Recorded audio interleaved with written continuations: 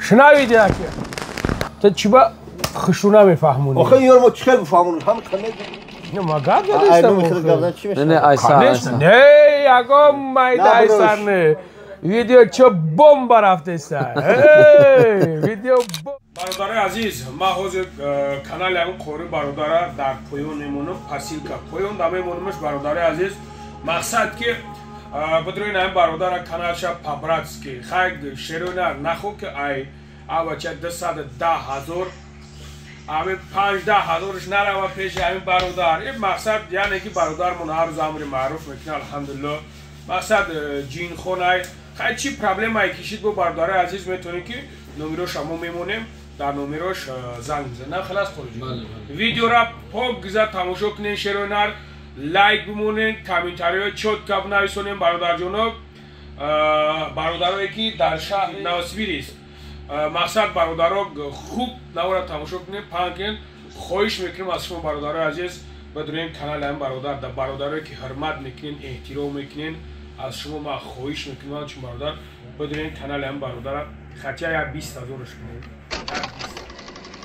السلام علیکم دوستان عزیز خداوند حفظتون کنه رحمت برای دستگیریتون برادرای شهر نوسبیر سکی ویدیو برای شما خواهش میکنم بعد خط بچهای در کافه هم میشنیکو در نوسبیر ما یک خبر داریم که این بد الحمدلله جای قاری برادرمون شهر نوسبیر قاری محمد هم جینخونه هم حجامتونه کستفرف میکنه یعنی که جای زنانه دارن مردانه البته که در اون جای زنانه مادرها هستن ان شاء الله که چی میگن متخصص خوب اوید به حجامن همه حجام میکنن مادرها را حجام میکنن این برادر نه که چی میگن برادرها و هم خاطر پیش از رمضان ما شما را سویر میتیم خواهش میکنیم بری همجا ان شاء الله با قرآن دنیا و بار دنیا زدگی سرخ چپتیم. سلام علیکم و رحمت الله و برکات برادر عزیز در شهر نوسبیر چنانه که مثال برادر که با جان ذکر کردن برای خواهرها و مادرها انشالله که جای حجامه شدیم یعنی زنها در جای الوحیده اونو را قبول میکنن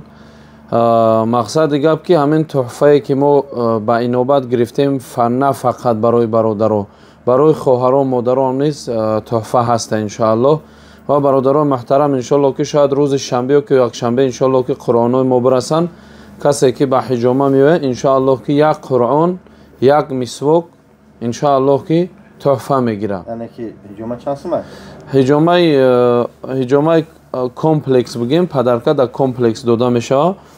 نرخ ما 3,000 روبل حجاممون در 3,000 روبل چی داخل میشه مقصد میان فیتابوچکا میکنن بعد فیتابوچکا مساج دو نمود مساج با دست با اپارات مساج میگذارن بعد وای حجامه میکنن بعد وای کستپرف میکنیم بعد کستپرف دواخونی میکنیم بانکا هم باشه خدمون 5 نوع خدمت رسانی یعنی به نرخ 3,000 روبل با در بولوش یک قرآن یک مسواک تحفه. شنوید که السلام علیکم برادر عزیز و علیکم السلام امیدوارم که خوب هستین برادر عزیز نگاه کنین تو چی با خشونه میفهمونی؟ آخه یارو ما چیکار بفهمونیم همه کمی میگم این مرد برای خشونه نه واقعا یه جین خونه انا که نگاه کنین برادر عزیز بعد تو چی بهتری میکنی؟ نمیدونی که دریجه کی شیشتگی ها؟ بعد ارزور کردن در چی گپ زنه؟ نه گپ زن کوچیک نه ما گپ زدیم نه ایسر نه یگو مایده ایسر نه ویدیو چه بمب رفته سر ویدیو بمب رفته سر کوی جا بچه ما دارو این خیش تبور ما اولادوی ما همه داوود سیبیر انوخه نو سیبیر اسکی انوخه بله بله خوز همه با پیش تر بیان تو پگا جورا پرادو میگیری با ما میگرده ما مخیل خداوند مهربان پیش ما الله برای تر پراد را بنصیب کنه بعد بمورا انا برای هم خدار خوز کوی یک ایسوسه بچیم بونی خیلی کو هیچ تو میدونی چه کی شیشتگی اگر از من بابا لنگای بران چی باشه مقصد حقی یقین میدونم که اینو ای برام اونجا قیمت میشه ها معنی گپ گفتنی که انا خوب گوش کنیم برادر کسی که میویا نگاه کنیم برادر عزیز خواهش میکنیم از شما کانال اکادا پادپیسات سکنین خیلی برادرمون یک برادر هست که زلالش در مورچه نمیرسه بوارکین من خیلی الحمدلله طول چندین سال میشناسمش میدونمش همین ضررش در مورچه نمیرسه در این مورچه را میدونین نه مورچه برای هم قدر بگذار برادرای عزیز این خیلی برادرها را دستگیری کردن در کار الحمدلله که اینا شما خیلی میبینین اینا تری میبینین خیلی دور دور میگرده و الحمدلله این دول این وقت شیشتگه قدی بلاه اوه 157 کیلو میوه این مردک خوب این اوه خیلی کاروچی برادر انا نگاه کن چی را در نظر دارم برادر مقصد این برادر از سبب که کانالش که پستر که هسته او شما اهمیتش نمیدین این برادر اکما تعریفش نمیکنیم جینخونی سخته به حد از مردکو باور که کین کجا میروان کین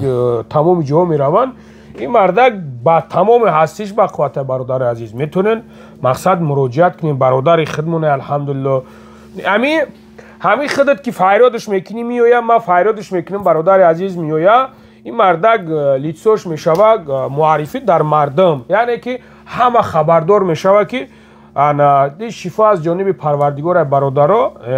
سبب میشوه یعنی که بقوتش ده به حد بقوت برادر عزیز نسکل که ما میدونمش میروه میویا بقوت این قدر بسیار گپ زدنی ما برای چی بود برای که کانال همین را بقپین پیسات سکنین همه مرده که مقصد بشنوسانش همه بشنوسانش پسکای همه بشنوسانش چیم تمام جو رفتن راه دور رفتن برادرمون در خدمت الحمدلله انشالله هم خلاصش برای کارت بشه خداوند برادرها خواهر عزیز پیش از رمضان بیا انشالله بعد مسئله رمضان که میگه که حجامه اگر که یعنی روزه رو میشکنه این نمیشکنه برادرها نه نمیشکنه نه حدیث جناب رسول الله صلی الله علیه و رمضان هم نمیشکنه برادرها عزیز یک چیز دیگه میگم یعنی به خاطر قدر برادرای محترم که در کنار ما نشستن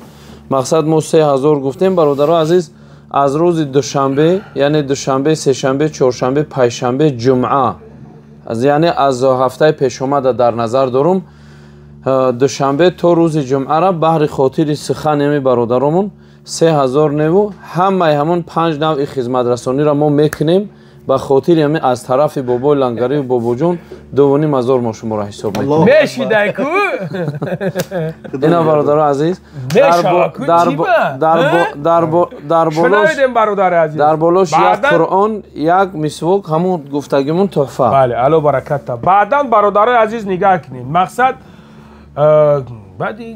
چند ویما میکنه فایرود میکنه فایل تیک ندیوشه برادر عزیز در زیر کامنت بنویسین ما وعده میتیم که برای که وقتی که پوبلیش نوز ما در ویدیو میگم دیگه جای اتکاز نیست